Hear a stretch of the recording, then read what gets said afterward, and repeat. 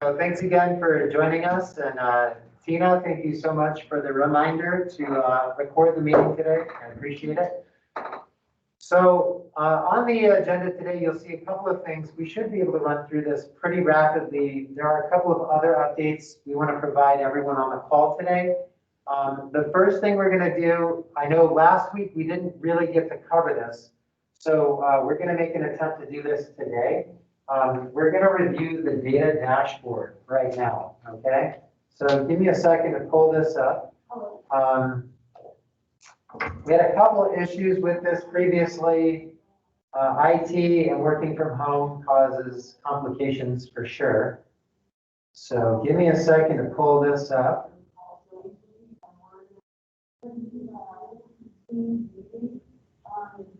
All right, here we go. So you'll all recognize this page here. And as soon as you get here, you click on this link, Pima County Dashboard. That'll bring you over to this page here. Our dashboard is updated every Tuesday and Friday, currently direct from ADHS data. We've got this up and running. Oh, thank you. So a couple of things we just want to point out with this. If you haven't had a chance to look at it, I do want to go over some of the details on this dashboard that I think are really helpful. Down at the bottom of this, well, now we're experiencing some interesting things happening. Oh, that's why, because I've got folks waiting in the lobby. Great. Okay. Dexter, I think I jinxed myself. It worked great on Tuesday.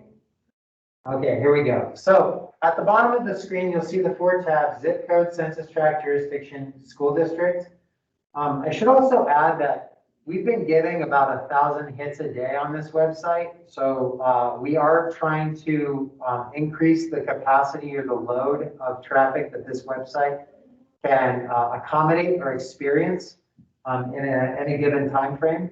So just note that that's something we're working with. So I'm going to go direct to the school district tab down here at the bottom.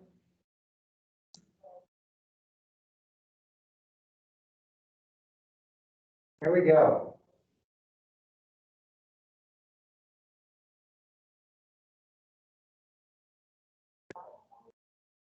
Every time, right when you need the information, it decides to just give it to you right away.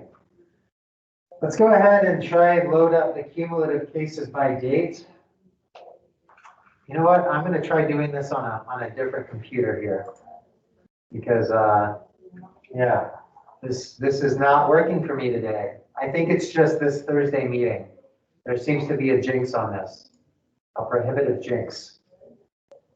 Okay, give me a second here to see if I can navigate to this in a different capacity.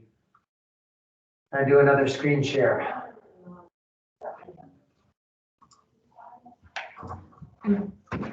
Okay, here we go. This will be a lot faster.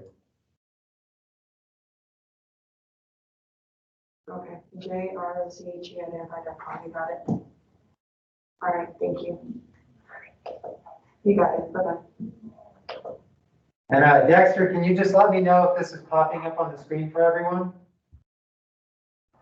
Currently just you. Nothing for the data dashboard yet? It's in a different view. Oh, it just disappeared. Okay, here we go. Is that popping up now? Yes. Okay, Loading. good. Here we go. Thank you for bearing with me on these technical difficulties. I definitely can get frustrated with some of this tech as we move through this. I think the amount of traffic definitely affects how quickly this loads, but also the updated and the computer processing speed is of course another factor. So again, I do appreciate your patience bearing with me in this. Okay, so we're going to go over here to cumulative cases by date. And we're going to play around with this specific box here. So you'll see there's this pop-out function right here at the top. it essentially takes this box and makes it a lot larger, right? So you'll see a lot of this information graphically displayed in these other boxes. But again, we're just going to focus on cases by date. So there we go. Okay, so this is from March, from the start of the COVID situation till almost the current date. We can't get current date of information just because it takes a little bit of time for that information to roll in. But here's the cool thing to play with here. If I go up to the top, there's this slide tracking function. I'm going to drag this across all the way over to September to about, let's go to here, okay? So this is going to be September 21st through October 11th, okay? So you can see that on average, there has been a case decline. This is when we did hit that big peak back there. And you can float over those individually. It'll show you how many positive cases per day are being reported in the county. Now remember, it takes sometimes up to 2 weeks for case data through our MedSys, that's our reporting system, to actually get lumped into this data to where it's reportable. So that's why you're looking at October 11th here, 10th, and the 9th. You're probably going to see these numbers jump up a little bit, possibly even October 8th and 7th, just by a couple of cases in the next 2 weeks. But I think overall, this gives you a really good idea of how case decline or case increase goes specifically for the county. Again, you can do this by school district, and it gives you each one of these individual school districts that you can zoom in on here. So if you want to use this as a tool to inform your constituency about cases within specific districts, this we think is a really helpful tool to do that. I know a lot of the superintendents from those districts have been asking for this kind of data. So we're working hard to try to get this to you. Your total cases, total deaths are up here. You can get your metrics by district numbers right in here in this little call out box. Each of these has a pop out function, and there's even a user guide right here. This is really helpful in terms of understanding where the data actually comes from, and then how, of course, it kind of plays into what you're seeing within this graphic representation. The age group is another important one, we think, for schools. So again, you can look at where we've got 0-19, 20 to 24, and it'll give you this for all school districts or by individual school district as well, here by pulling down from the pop-down menu, okay? So again, we think this is a pretty helpful tool, at least for you as you're continuing to move through mitigation and moving through your various situations at your school districts. So yeah, use it. If you have questions, give us a call. One of the things that we have heard about is the need for per 100,000. So on this progress report, I know I've been talking about this. This is in the queue for getting a facelift with a sliding scale tracker right down in here. I'll show you a preview of what that looks like. But you should be able to see what that 1 per 100,000 looks like with that specific tracking tool. And I'll give you an example of that here in a little bit from a different PowerPoint resource that I have. Okay, so that's the first part of the agenda. I'm going to jump back over to my other computer here, do another quick screen share out. Now let's go over some other pieces. In the surveys that we've done cumulatively through the chat box function on this webinar and others, one of the things that's been asked for is for successful mitigation tactics and activities related to physical education and as well band and other extracurricular activities. So there's a couple of things we want to go over. Before we do that though, the CDC did just recently put out some updated guidance on airborne transmission. This was updated on October 4th. The most important thing to kind of capture from this is this top sentence right here. The principal mode by which people are infected with COVID-19 is through exposure to respiratory droplets carrying the infectious virus. You'll see just underneath that it says that larger droplets will rapidly fall out of the air within minutes while they're close to the source, and that those smaller droplets and particles can remain suspended for minutes to hours and travel far from the source on air currents. So there's two reasons why I want to bring this up. One is the use of masking as a mitigation tool.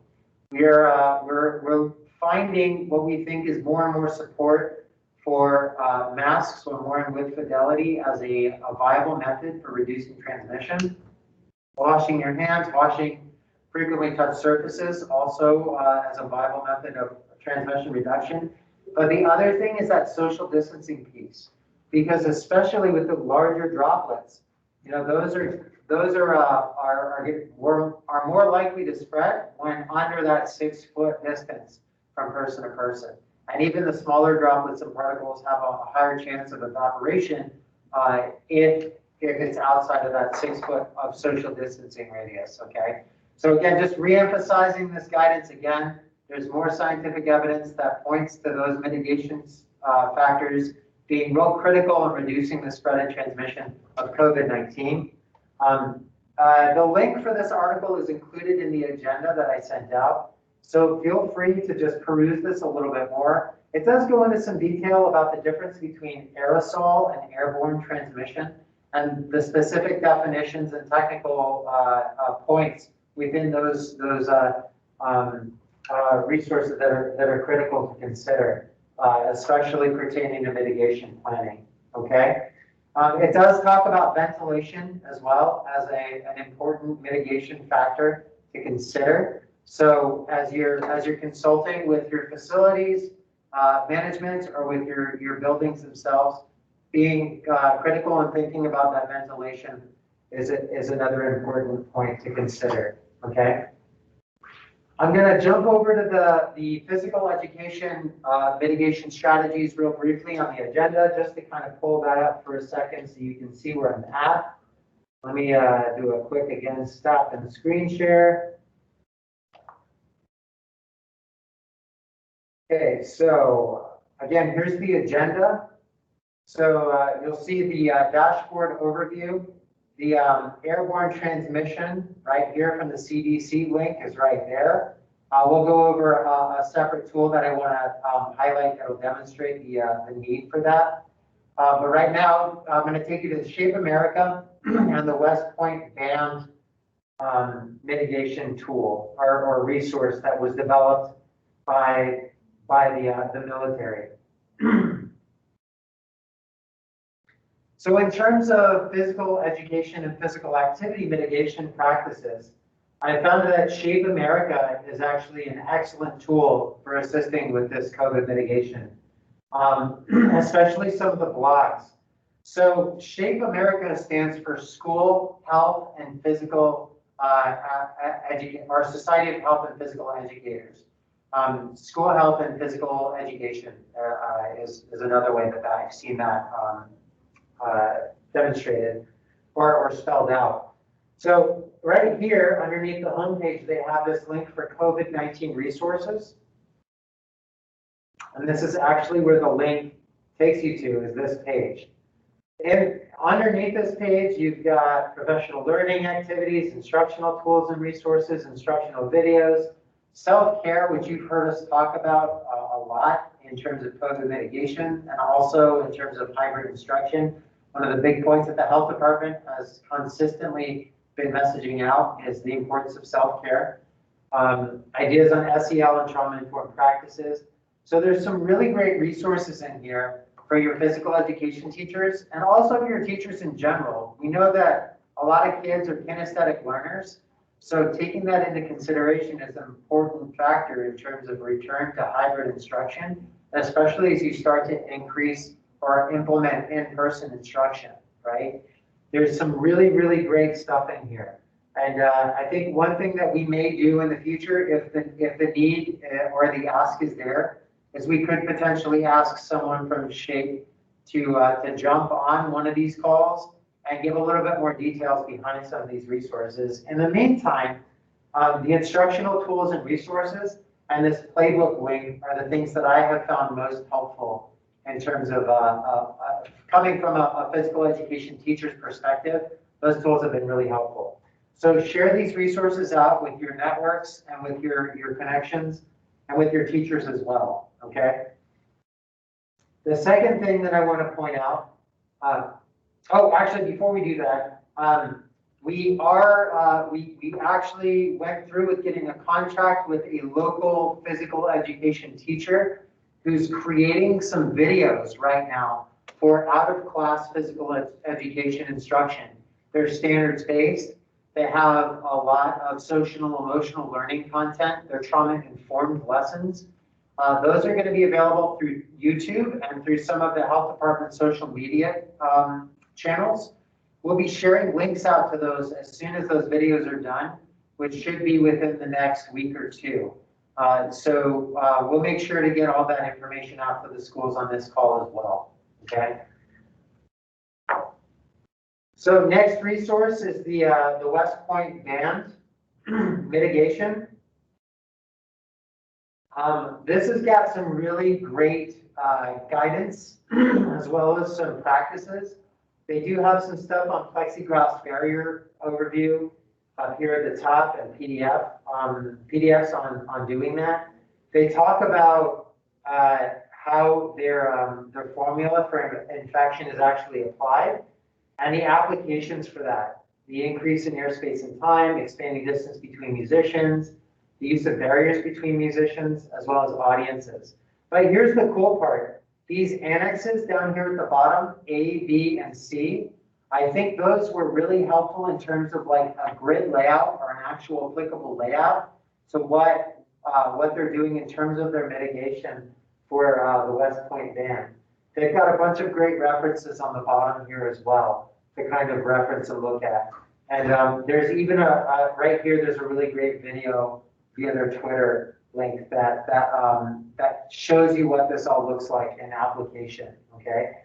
So I think in terms of the band resources and the music resources, this is a pretty good resource from what we've seen. It's updated fairly frequently. The last update was September 1st on this, but it's very science-based. So we're pretty happy on that end. We'll continue to look for other resources to supply to this group in terms of band, physical education, other extra academic related things, art, things of that nature as well. I do want to take a minute to show you this COVID exposure modeler data tool. This was developed by Duke University. The purpose of showing you this tool today is to demonstrate how an increase of students in a classroom leads to an increased probability of spread, okay? And that specifically connects to what we would look at in terms of social distancing and how many students you should realistically look at having it in your classroom during a period of moderate transmission, okay? So right here, all of these data fields are variable in terms of the input that you can put in. The link to this is direct in the agenda as well. So I'm gonna just for a minute take this and put in for the duration of in-person class. If we took an average class here in Pima County, I'm just going to put in 200 minutes, assuming that that's like the length of a school day and how long a student would be in a classroom. Okay, that could be over or underestimating. I'm just giving you an idea of how this data field actually gets entered. The number of in-person class sessions during the course, we could think of this as every single school day. So I'm going to put in 135 as a lower end estimate for that. And then the number of students in the course, we're going to use this as the number of students that will be in person in your classroom on a daily basis.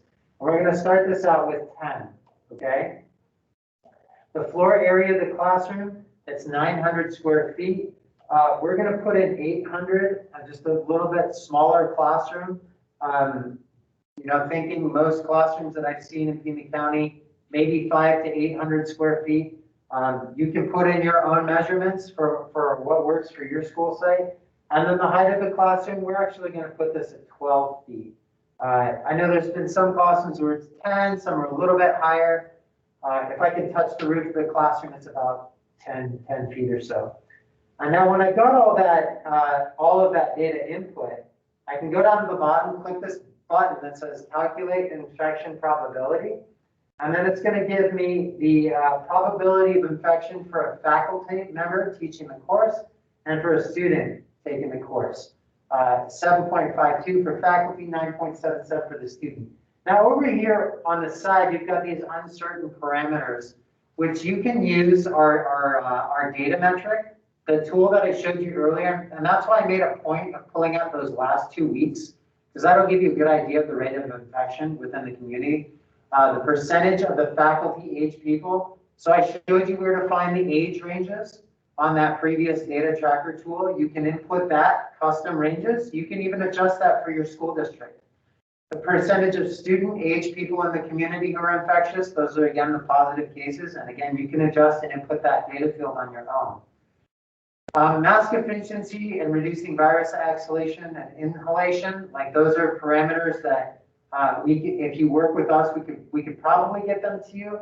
The point of me showing this to you more than anything else, though, is I want to go over here to the number of students in course.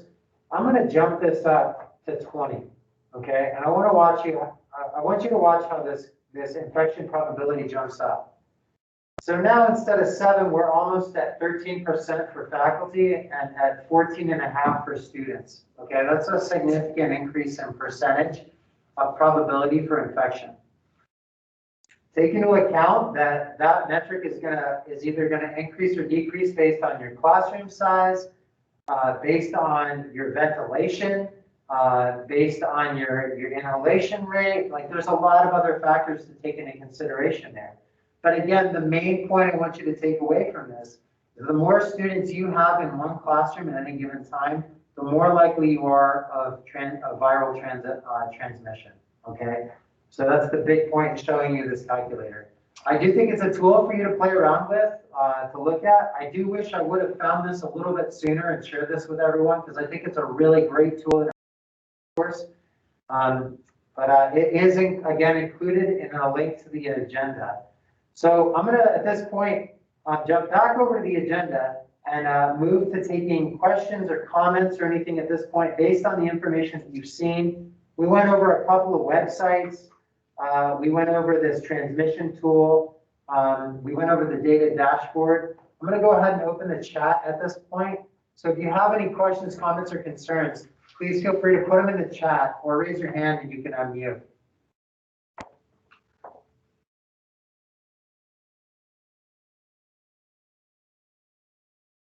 Okay, I'm going to keep proceeding through the agenda here, and if I see any questions pop up in the chat, we'll address them there.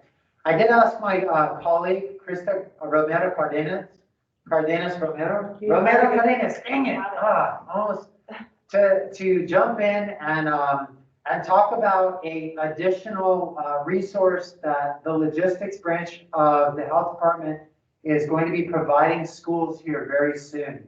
And that has to do with PPE. So Krista, if you want to just jump in at that point. Yeah, thank you, Brian. Hi, everyone. I've had the opportunity to work with a lot of you so far during this pandemic response. And so I have some good news heading your way. I know I've been in contact with a few of you, but we're receiving face masks from the state. And so what we wanted to do is we want to make sure that we are passing those out to the districts. And then from there, the district person that is contacted, make sure of dispersing that out, throughout your schools. With that being said, we are providing for schools, we're providing for students and staff. So that's different than last time, which is great news. So the idea is to provide you guys that we can also hand them out to students. In addition to that, at first we weren't sure what we could provide, but as of today, we will also, within that, you'll receive a phone call next week. We will be providing the face mask. These are cloth face masks. We're going to be providing hand sanitizer, gloves, bleach, and some surgical masks. Additionally, with some face shields. We've been hearing from some schools saying, with your special education students, especially, this is not one for one. We're giving you what we can and what we have. But at least it's a little bit more than just the cloth face mask. So with that being said, you will be contacted next week for a pickup. if you are a big district, for example, if Nikki Stefan or TUSD, with those, bring your box truck like you did last time. It's going to be easier for you to load those that PPE. And if you have any questions or concerns, please email us at eoclogistics@pima.gov. Brian's going to type that into the chat right now. And feel free to contact us with any questions or concerns. But be aware that if you're on this call, you might not be contacted directly. We might have a different point of contact. But again, don't hesitate to reach out to us with any questions, and we're here to support. Thank you. Thank you, Krista. Yeah, so that's one additional resource we want to provide you in the next coming months for sure. There is one other individual on the call that I want to have jump in briefly. Mr. Andrew Bevington is on the call with us as well today. And he's going to share with you an opportunity that's happening today regarding hybrid instruction. So Mr. Bevington, if you want to go ahead on mute and then post your stuff in the chat there as well. Okay, sure. Thanks, Brian. So this is Andrew Bevington. I am the director of the Healthy and Safe Schools program for the Pima County Superintendent of Schools office. And we have been collaborating with Pima Community College and their head of online schooling. He's the trainer person for Pima. And so we've developed a 2-hour training that will help teachers navigate the shift to hybrid and high flex teaching. And that is happening today at 3:30. I'll go ahead and put the registration link in the chat again. It's the first thing in the chat, but I'll put it in again. Also, I know that Brian has email lists and he's been sending out our announcement. So he may send that again, and I'll do the same on my end. But in any case, it's happening at 3:30 p.m. today. It's a 2-hour training. Also, we know that many schools are on fall break. So we will be recording the training, and I will provide a link to everyone when we have it. So I think that's all I have, Brian, and thank you for letting me make that announcement. Yeah, thank you, sir. Appreciate it. So there's a couple of other things we're going to go over briefly, including the things on the back, the agenda there. And I'm doing a real quick impromptu illustration to help guide one of these specific pieces, because I think, and we're actually in the process of developing this graphically with our communications. We dropped it off on Tuesday. We're expecting it hopefully on Friday. So we'll be able to use that to assist with those communications. Again, close contact is less than 6 feet for 15 minutes or more. That does not exempt close physical contact. So if you hug or kiss someone, you're automatically a close contact regardless of time. If you share eating or drinking utensils, you are a close contact. If you're a caretaker of someone for COVID-19, you're a close contact. And if you have been coughed or sneezed, or if someone spit on you who's COVID positive, that would knock you into a close contact as well. You'll hear us continue to reiterate that definition over and over and over again, because it's an important thing to remember. And it's an important thing for us to just continue to communicate out with the schools. The isolation and quarantine guidance is the thing that I'm illustrating right now, and we'll go over that again here briefly. Just remember, quarantine for 14, isolate for 10. And in the chat box, we're going to do a quick check for understanding. When is it that someone has to quarantine? Not for the time period, but when is it that it is recommended that someone quarantines? What's the situation in relation to that? What do you think, Dexter? Is that a good question, or is that kind of that's probably a poor question. What are the parameters around the qualification for quarantine? When will we recommend that someone quarantine? Go ahead and post your answer in the chat. I know Ms. Arnacki, no, it's hugging or kissing, or those kinds of intimate close contacts. So like a fist bump wouldn't necessarily constitute a close contact, nor would a tap on the shoulder. Holding hands could potentially qualify as a close contact as well. Let's not encourage fist bumping, because it's still a potential route for transmission. Right. But it's not. Yeah, the degree of severity between a fist bump and someone with COVID sneezing on you are very different. I think that's what we're trying to get at there. Yeah.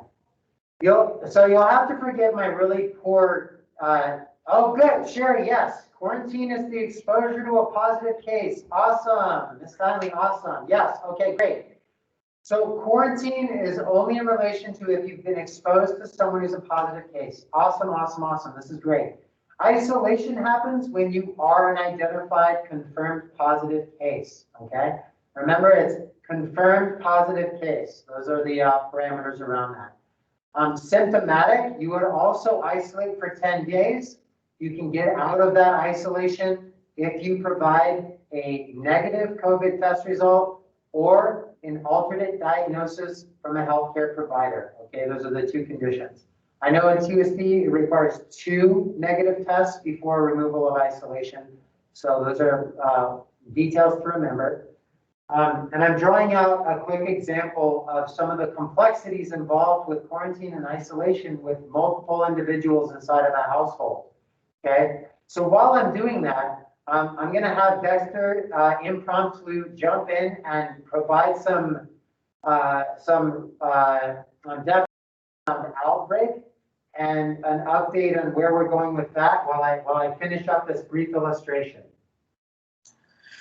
Sure. So, we've been working off of this emergency measure that Dr. Kara Christ gave out from the Arizona Department of Health Services. And for schools, she defined outbreaks as 2 or more people who get infected within your facilities. They can be staff, students, teachers, you name it, that test positive for COVID within 14 days of each other. And essentially, there's no other way to explain where they would have gotten it from between the 2 of them. So that is, they were both present in the facility within those 14 days. It becomes a possible epidemiological link.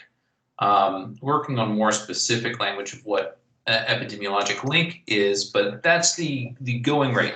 2 people in your facility within 14 days that have tested positive. Now, we have expanded that, and we want to hear about anybody that gets a positive case. We don't want to hear about after the 2nd case. We want to know the 1st one. And we don't, for the point of reporting, we don't care if they are at home, if they are only doing virtual learning. We'd still like to know about it so we can keep tabs on where the virus is spreading in the community. But if it is a virtual learner only and they've not been present in the facilities, haven't had any other link with anybody else that has, they're not going to be counted in your definition of an outbreak of 2 people. So this is, I think I've done a good job stalling for time. I'm going to pass the mic back. Yeah, thanks, Dexter. That's perfect. And again, we are, as a health department, redefining clearly what epidemiologically linked is. So look for that upcoming guidance in one of these webinars in the future. There's a couple of other things I'll announce, but in the meantime, I'm just going to pull up this illustration to talk about isolation and quarantine. Again, we are looking to graphically get this done by some professionals, so excuse the poor drawing. At the top here, you see a parent who's acquired a positive test result. That parent has to isolate for 10 days. If a child or any other person who's sharing household contact with that individual is present in that household, they cannot begin their quarantine until the last, oh, thank you, Tiffany. Let me do a re-share here. Give me a second. We're getting there. Don't worry. I think it might be a stop share. Yeah. Yeah, just take. Can you all see me on camera now? Yes. Okay, good. Here we go. So here's the illustration. Again, poorly done. Please forgive my artistic rendition. So parent is isolating for 10 days. During that 10-day period, the child does not become symptomatic. That's what SX stands for, and has not tested positive during that 10 days of isolation by the parent. So the quarantine for the child cannot begin until the 10 days of isolation by the parent has begun, okay? This is when the 14-day period of quarantine begins here, for a total of 24 days, all right? So I know that this is a complex issue. It provides just a ton of other issues for you all to have to deal with right now.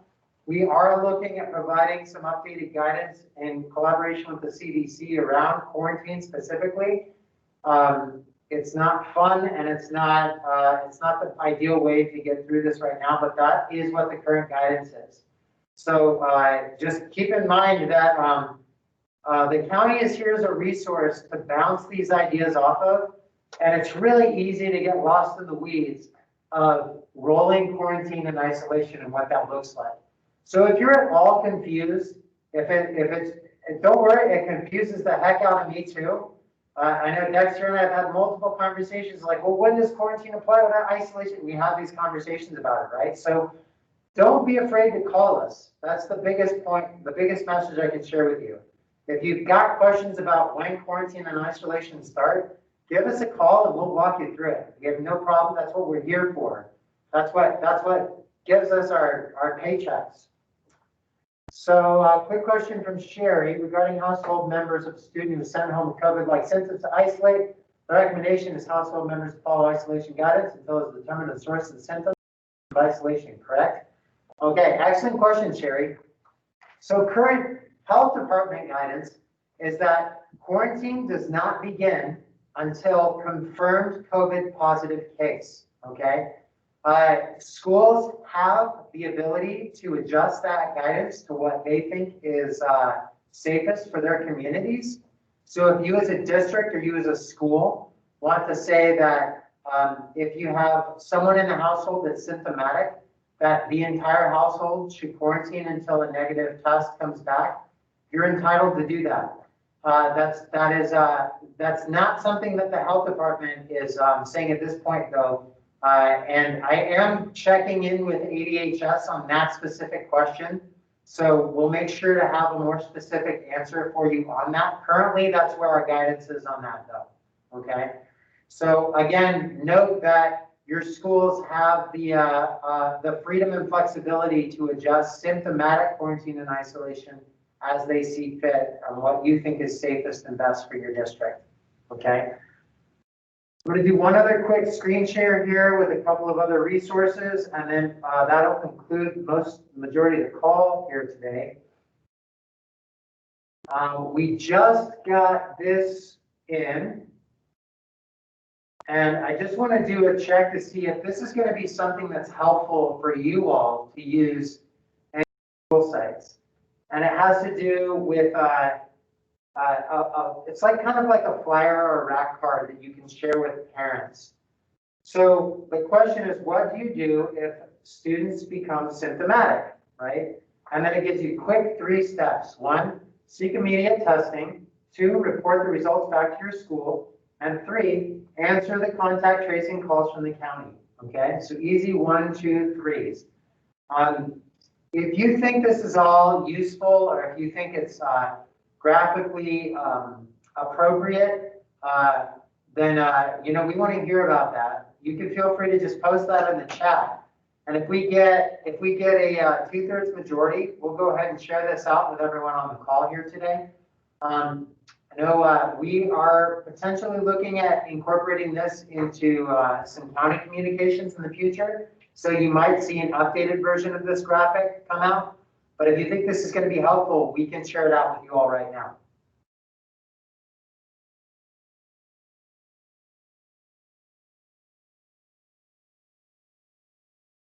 Okay, great. So I see from Ms. Wessinger, Ms. Bergman. Cool. Okay.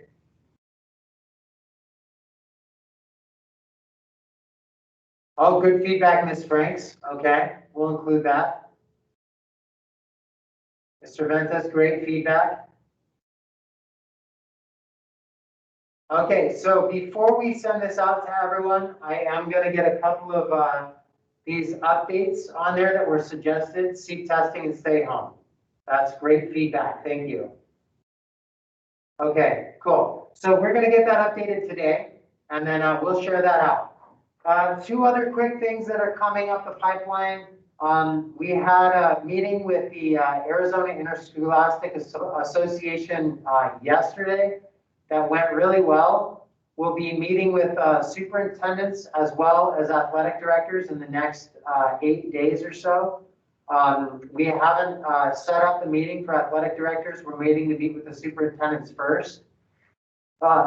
So we'll, and Ms. Dahl, I gotta get you on that invite too, so I'll make sure I get that to you. But basically, we're collaboratively working with AIA to issue out guidance for athletics, which is long overdue.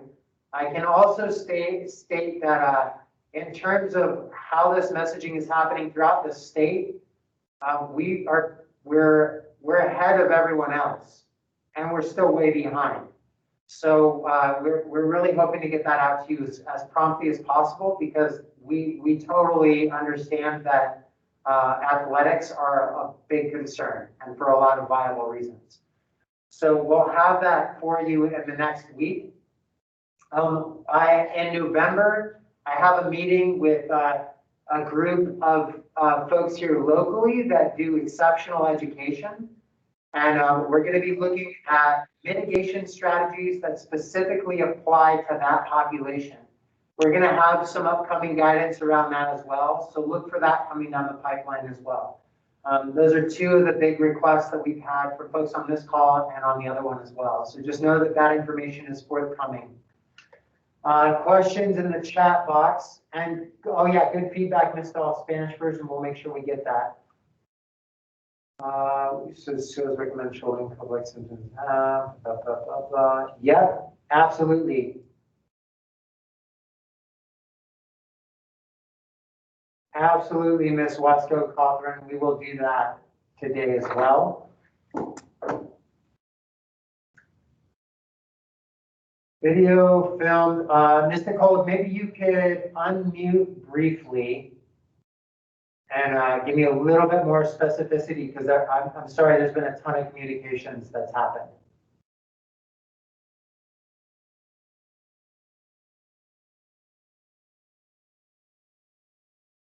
I'm wondering if that's the one to answer the call. No, the person that called was from okay. AMPI, and we have them and we'll send them. No, I didn't reference to the question. Okay, thanks, Nicole. I'll get back to you on that. If it's about responding to answering the call, I know that that was filmed, and I know that that was also Superintendent Williams was included in that. The director, Dr. Cullen, was included in that. I think that that may have gone out. I'll look for that link if it did go out, and I'll send it out to everyone on this email thread. But yeah, good question. Okay. Lisa? Yes.